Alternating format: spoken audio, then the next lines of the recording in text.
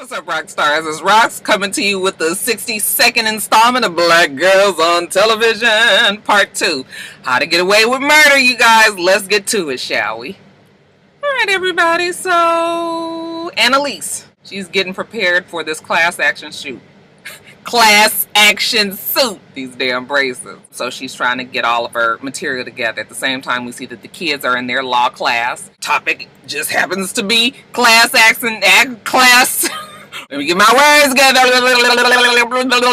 Class action suit. Okay, first thing, you got to assemble the plaintiffs. Annalise is getting them together. Then you select your best representative, okay? Out of all of the plaintiffs, who is the best person to be sort of like the spokesperson for the case? And then get your monies together, okay? Annalise needs cash. Where can she get cash from? She thinks of old dear President Hargrove. She goes back to the campus and President is coming out of the office and she was just like, hey girl, let me talk to you for a second.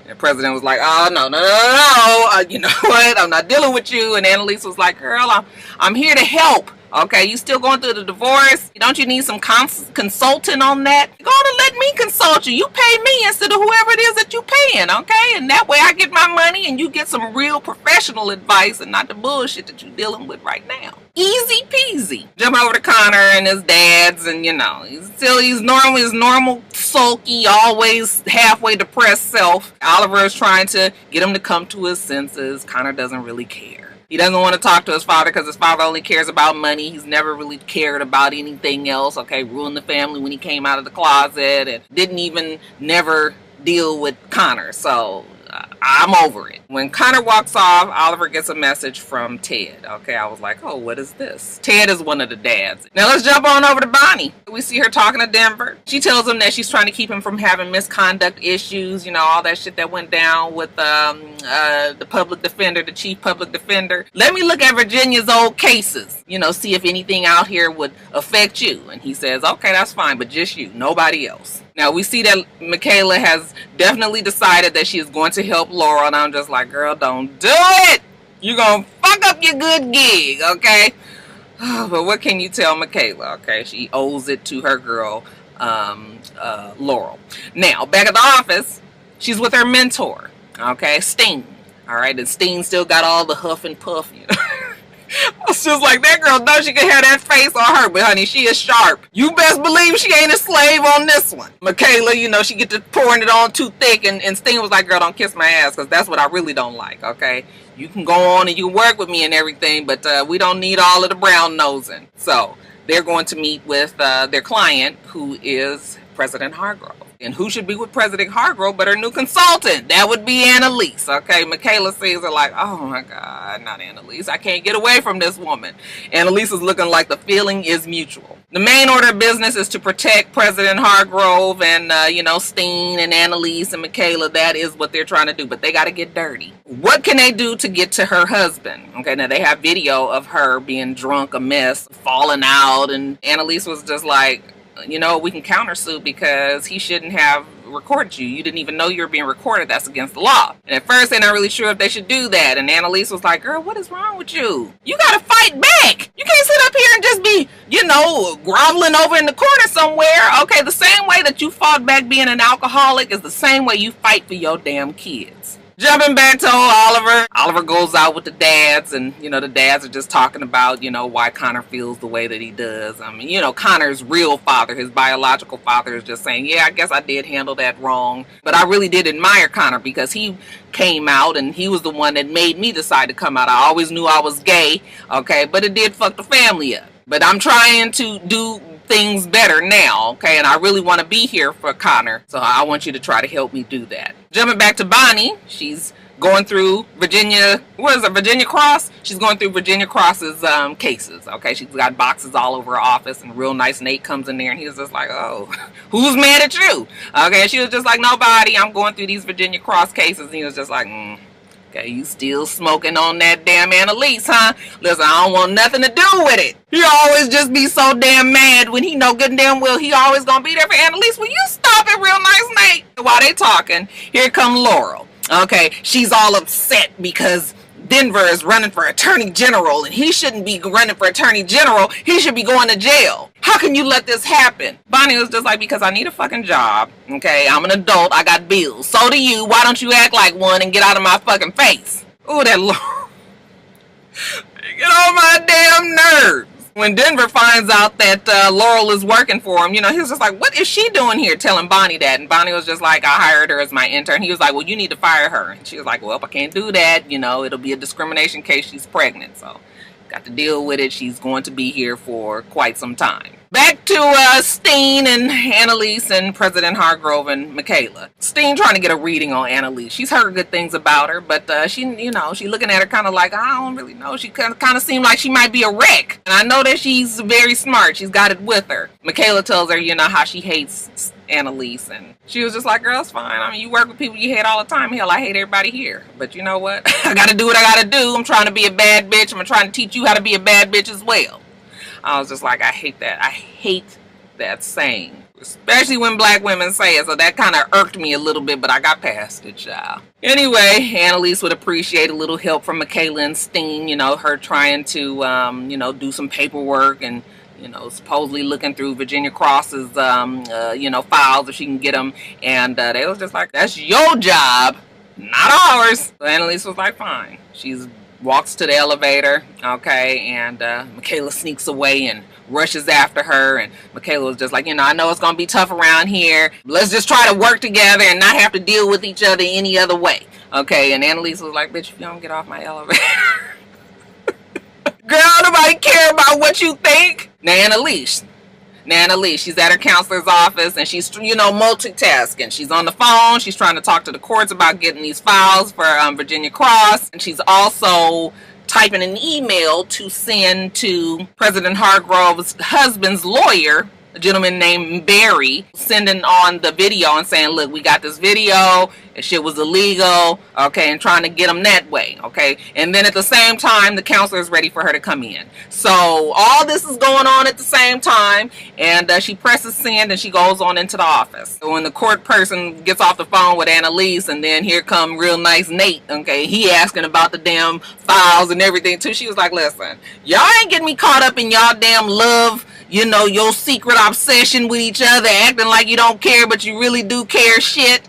Miss me with all this Virginia Cross paperwork. Now back to Annalise. She's at the counselor's office and she's in a good mood. She's got this class action suit happening, and you know, the counselor's, he's still not real sure about it. He asked her about Virginia Cross and she was just like, what about her? You trying to fuck up my good mood? And I just told you I was in a good mood. And he was just like, why don't you admit why you doing this? You're trying to distract from what's going on really in the background, which is all the shit that happened with West, the West case. Okay, so now you feel like you owe it to all these people and you want to do this class action suit.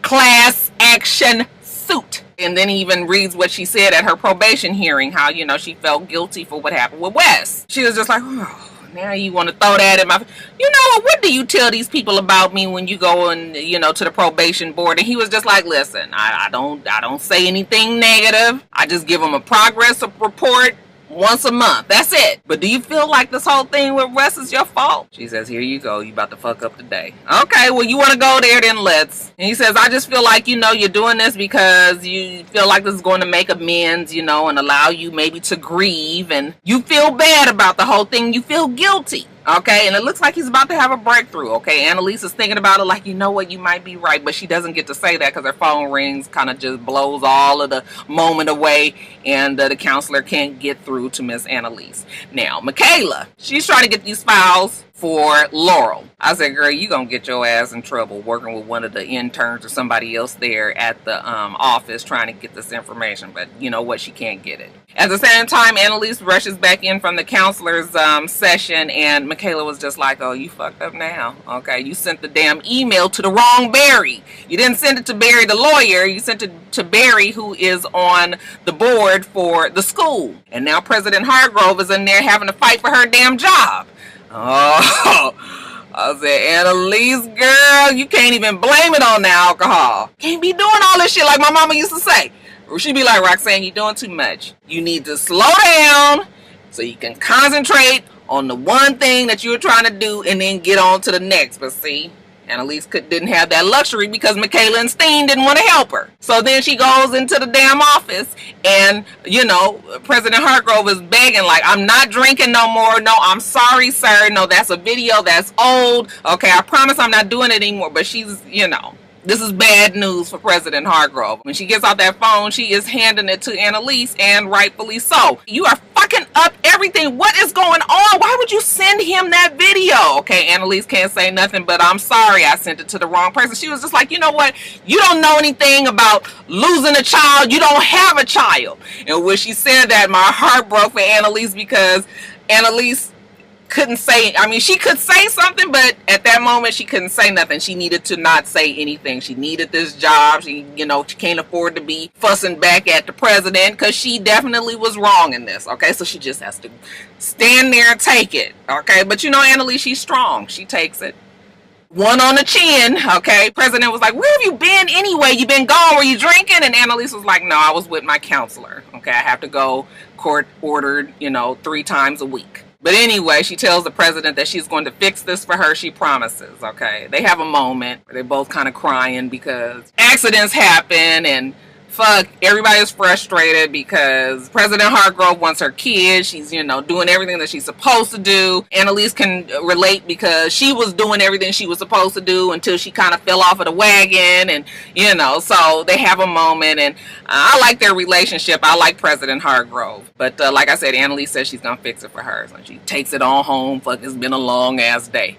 All right, when she gets off her elevator, you know, here go that old fine-ass Frank, the creep. I was just like, why is so fucking creepy? I don't like the way they are making fine-ass Frank so damn creepy around Annalise. But anyway, you know, he was just like, I got something for you.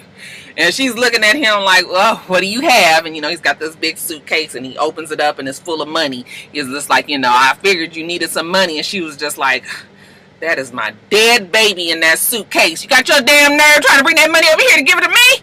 Okay, I was just like, okay. Listen, I'm never going to tell people how long they should grieve over a dead child. I'm sure that is painful for Annalise, but Annalise is never going to be able to get on with her life until she can get through this grieving process with her child. I just... You guys understand what I'm saying? Like, I just feel like the poor woman ain't never going to be able to move on, okay? And Finance Frank should have known, even if, you know, he was trying to do something good for her, she was never going to take that money. So I was just like, what was you thinking, Finance Frank the creep? But I was just like, we going to have to, how long is the poor lady going to be suffering? Oh, that might be wrong of me. That might be wrong of me. But what y'all think? I mean, do you understand what I'm saying? Anyway, she was just like, all you do is hurt me. Okay, get out of here. Okay, and Finance Frank was just like, oh, okay. And he leaves. Now, jumping back over to Connor, you know, the dads, Connor, Oliver, Laurel, Asher, they're all together. And, you know, the biological dad is, you know, trying to get close to Connor. They're making drinks. They're sitting around talking. Of course, Connor is still his old surly, just blah self. The father even gives a toast to Connor, and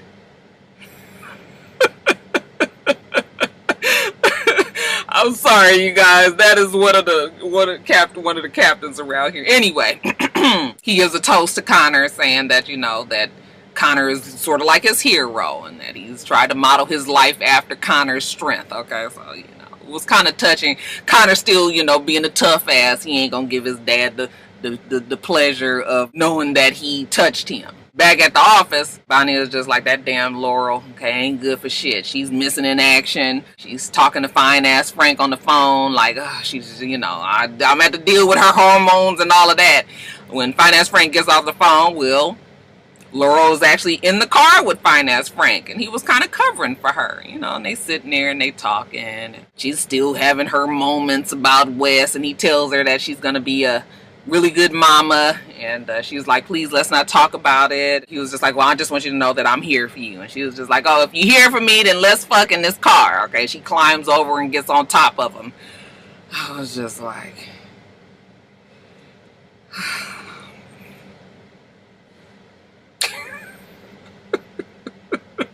Annalise, She is trying to get in touch with Barry, and Barry don't seem to be wanting to reach back out to her. She gets an email, and it is the notes that the counselor sends on to the board. The progress report, I should say. And, you know, the counselor, like you say, she's doing well, okay? Doing everything she's supposed to do, coming on time, okay? She is participating. She's not drinking. Yeah, let's let her keep practicing law. She deserves it. Annalise has an idea from this. She goes back and tells Steen and Michaela, listen, let's subpoena the therapy records of President's husband's, you know, his therapy records. That way we can find out something. So they get all that paperwork, and Steen has put the interns and everybody to work. We got to look through all his paperwork. We got to find some shit on the husband, okay? Turns out that they think that he's having an affair with somebody named Sue. So Steen and Michaela and President Hargrove and Annalise are talking, and they tell her about this Sue character. And President Hargrove was like, wait a minute, I know Sue. Now we get back to the bargaining table. You got President, you got Steen, you got Michaela, you got Annalise sitting at that table. And side note, you guys, I was so proud. I know this is a TV show, but I tell you, I love when I see my black girls fist pumping righteousness doing the damn thing. Okay, even though they are fictional characters, it still makes me feel proud to see all of them up there. I mean, they all got fucked up lives, and we don't know about Steen anyway, but everybody else got shit going on in their lives, yet and still they are successful, educated, strong black women sitting at that table across from all of them white guys. I was just like, yes, this does it for me. But anyway, let me get back to the show. So they sit down at the table, and, you know, they're just like, oh, he's looking through the notes, and what's this about Sue? The lawyers are just like, Sue is just his, you know, the money manager. Turns out that Mrs. Sue was their money manager, and that he illegally hid assets from President Hargrove, okay, knowing that this divorce was coming up, and, you know, not wanting her to get to the money. And it's proven by these bank statements. So, you know, what we gonna do now? Well, because the husband doesn't want to go to jail, he asked President, what does she want? And she says, look, I want joint custody of the kids, and that's it. $1 million, you know, on the settlement, and that's it. Nothing else. So you're going to take it, and we're going to be done, and you're going to leave it, and you're going to go to jail. Well, he takes it. Next we see Connor and his dad. They walking in the quad, and the dad is trying to have a heart-to-heart with Connor. Okay, a little tough love. Maybe Connor don't want to be open to hearing it. But the dad has to do what the dad has to do. He was just like, listen, Oliver is a great kid. He's happy with you, yet I can tell that you're not happy with him, okay? You faking it, okay? I know. I faked it for many, many, many years. Yeah, this ain't you. You catering to this boy, he whiny, you know, he needy, you know, needy and all of that. The good thing about you, Connor, is that even from when you were a child, you were independent, you took care of yourself, okay? You did all of these things, and now you're just kind of dumbing it down for Oliver. So I know you love him and everything, but he the wrong person, child. Connor don't want to hear it, okay? You got your damn nerves coming up here telling me some shit. You have no idea what the truth is. Back at the law office, Steen is happy that Annalise won that case. Girl, you did that. Very smart. Should have listened to you from the beginning, okay? If you need a job, I got an office upstairs, honey. We will be glad to have you. Hey, Annalise was like, I'll keep that in mind. Annalise doesn't strike me as the law firm type, though. She's walking off to the elevator, and here come Michaela. Annalise was like, child, not again, okay? Michaela, no. You do not get to work here. You do not get to be here with me. I'm finally working for a real mentor. And Annalise was just like, girl, I guess that's your real mentor this time. You got mommy issues. She ain't gonna be your mama just like I ain't gonna be your mama, girl, though. But I'm gonna leave you to deal with that. And she gets on that elevator, and Michaela can't say nothing. And then we see Annalise go, and she gets those Virginia Cross files. And surprise, surprise, there go real nice Nate. He's around to help her carry the files to the car. Something wrong with real nice Nate. The part that was very hilarious to me, though, was when the counselor is taking his notes, you know, but he's doing them on the voice recorder, and he's just talking about how the subject, which is Annalise, the subject is doing this case, and, you know, it's going to be a strain on her, and he's not really sure if she's doing it for the right reasons. He's afraid that she may relapse. At the same time, we see Annalise telling real nice Nate that she's actually doing this lawsuit for Wes. And for the right reasons. And real nice Nate gonna tell her that she's never on the damn right side of anything. I said, nigga, are you gonna be with her or against her? Stop all this foolishness. At the same time, we see Laurel researching. She comes across this name of some guy named Stockton. Okay, she goes and asks Bonnie about it. Stockton is dead. Okay, but look, Stockton is donating money to Denver's campaign. That's got to be my dad. She's telling Bonnie that. And Bonnie is just like, oh, Lord, girl. Then we see Oliver talking to Connor. It looked like what his dad said to him, even though he doesn't want to believe it. It might be true. Okay, he ain't really got time to be talking to Connor. He gonna go out for a jog. I said, child, that man is gonna run all the way to Texas. Back to the counselor. As he's taking his notes, he says that she's recovering from this trauma, and the subject is putting too much on her. At the same time, we see Bonnie and Real Nice Nate talking, and Bonnie tells Real Nice Nate that she thinks that Annalise wants the chief public defender's job. Speaking of Annalise, she's researching everything. Okay, she's still working on her class action suit. Okay, and the counselor says, well, it's all because of Wes. And whenever he brings it up, the subject shuts down. And then he gonna say, that's probably good for me. Because she be all up in my brain, and I be thinking like, oh, I think I might fall in love with this lady, and I can't take it. I said, ooh, Annalise didn't work that magic on the old counselor. He got all nervous and shit. I said, poor counselor.